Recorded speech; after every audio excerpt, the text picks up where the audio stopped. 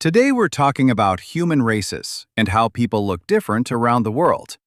It's actually fascinating how humans have adapted to different climates over time. Traditionally, people talk about three major groups: Caucasoid, Negroid, and Mongoloid. But in real life, everything is much more mixed, and these are just general ways to describe large patterns, not strict categories. What's really interesting is how physical features are often connected to climate. For example, people living in very hot regions developed traits that help them deal with strong sunlight and high temperatures, while people in colder regions have features that help them stay warm and protect themselves from harsh weather conditions. Once you start to notice that, it all begins to make sense. Take skin color, for example. People from sunny regions often have darker skin, which helps protect the body from harmful UV rays. It's like a natural shield. On the other hand, people from colder regions usually have lighter skin, which helps the body absorb more sunlight and produce vitamin D. It's not random at all. It's the result of humans slowly adjusting to their environment over thousands of years. Hair is another great example. In hot regions, tightly curled hair helps keep heat away from the scalp and allows air to circulate, which makes it easier to stay cool under the sun. In colder areas, straighter hair can help retain heat and protect the head from cold weather. Even eye shape can be connected to climate. In some colder or windy regions, narrower eye shapes can help protect the eyes from strong winds, dust, or snow glare. It's like a natural way to reduce exposure to harsh conditions. These features didn't appear overnight. They developed gradually, as people lived in those environments for generations. Human appearance is not just about looks. It tells a story of survival and adaptation. It shows how people were able to adjust to different parts of the world, live in extreme conditions, and still thrive. Instead of focusing on differences in a negative way, it's better to see them as a result of how humans have successfully adapted and evolved over time. If we look more closely at these groups, we can start to notice general patterns in appearance and geography. For example, the Caucasoid group is often linked to Europe, parts of the Middle East, and nearby regions. People from these areas can have lighter skin tones, different eye colors like blue or green, and a wide range of hair types. These features developed as people adapted to cooler climates with less intense sunlight. Over time, their bodies adjusted in ways that helped them function better in those environments, especially when it came to sunlight and temperature. And the Negroid group is commonly connected to regions in Africa where the sun is very strong. People from these areas often have darker skin tones and tightly curled hair. These traits help them handle extreme heat and sunlight. Darker skin provides protection from UV radiation, while curly hair helps keep the head cooler by allowing airflow. It's like the body found natural ways to deal with challenging climates without any technology. Then we have the Mongoloid group, which is usually associated with East Asia, Central Asia, and some northern regions. People from these areas often have straight, dark hair and certain eye shapes that can help protect against wind and cold air.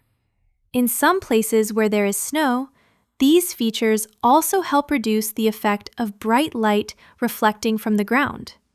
Again, it's not about putting people into fixed categories, but about trying to understand how the human body responded to different conditions over time. But what I find even more interesting is how people are not just divided into these big groups. In real life, there are many mixed populations.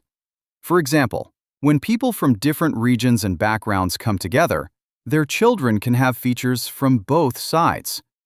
That's where terms like mestizo, mulatto, or sambo come from. These are examples of mixed heritage, and they show how humans continue to blend cultures and appearances over time. It's actually very common today. Exactly. For instance, a mestizo usually refers to someone with European and Native American ancestry. A mulatto traditionally refers to a mix of European and African ancestry, and sambo has been used to describe a mix of African and Native American backgrounds.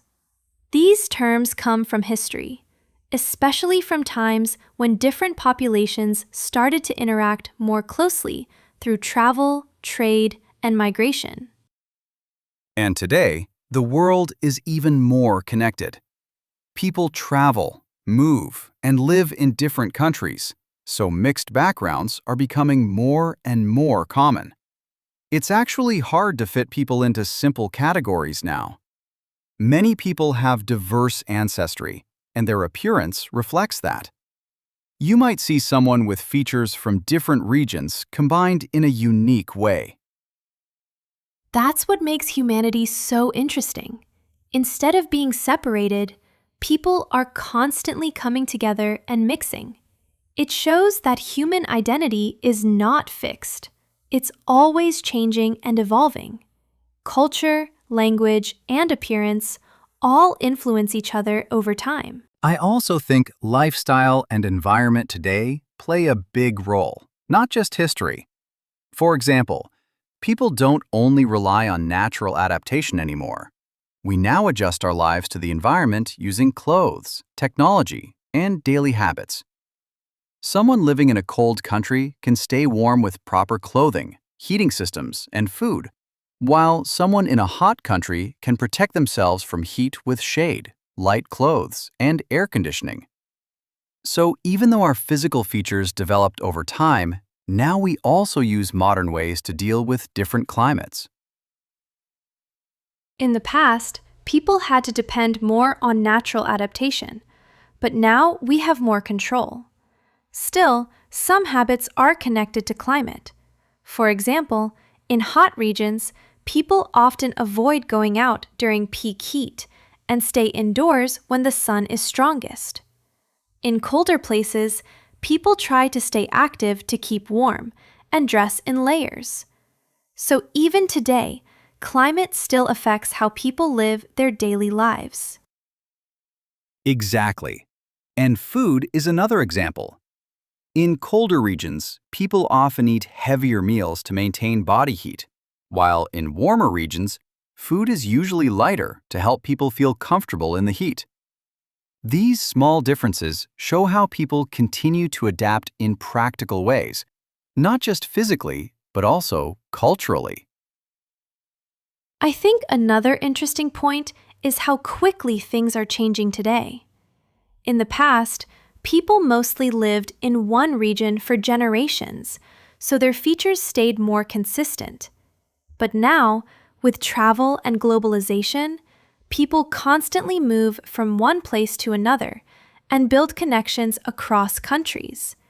Because of that, you can meet people who have mixed backgrounds and unique appearances that don't fit into simple descriptions. It really shows how the world is becoming more connected. Cities are a great example of that. In big cities, you can see people from all over the world living together. They interact with different cultures, learn new languages, and share traditions. Over time, this leads to more mixed families and more diversity.